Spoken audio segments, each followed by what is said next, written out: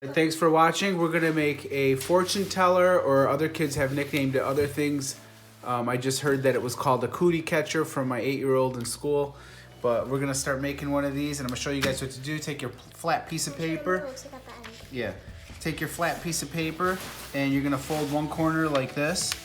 Make sure that your points line up. And try to go as fast as I can for you guys, so you guys can hurry up and make this. So you're gonna crease that like that.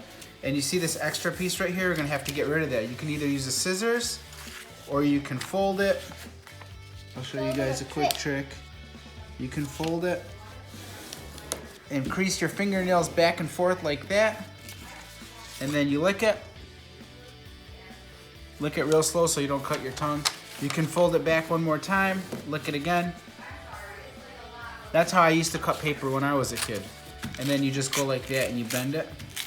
And that cut that right there. Next, you're gonna open up your paper, fold it again like this. This is so easy to make. Even a 9-month-old could do it. Not even a 1-year-old. Just kidding. I don't know how to do that. Okay, I'm just kidding. Okay, so then you do that, and then you fold these ends in right here. Stop, Mila.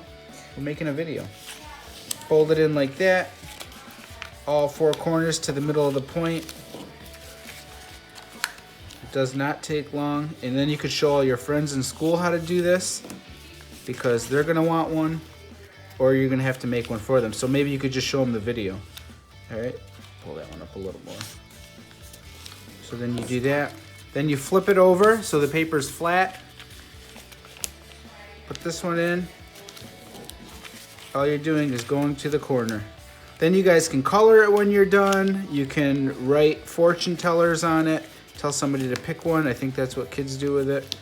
Crease your fingers. I'm using my fingernails to run across to make sure my points are nice and flat. Like that. Next, you're gonna take it, fold it inwards like that, run your fingernails on it. Again, you're smushing all the little angles. Open it up, fold the other way. Fingernails again. The reason you're running your fingernails so it can move easy. And this is about it, guys. Now you're going to open this part up and put your fingers in there. Once you play with it a little bit, it'll get broken into, meaning that it'll get a little bit worn and you can play with it. And that's it. That's how you make a fortune teller.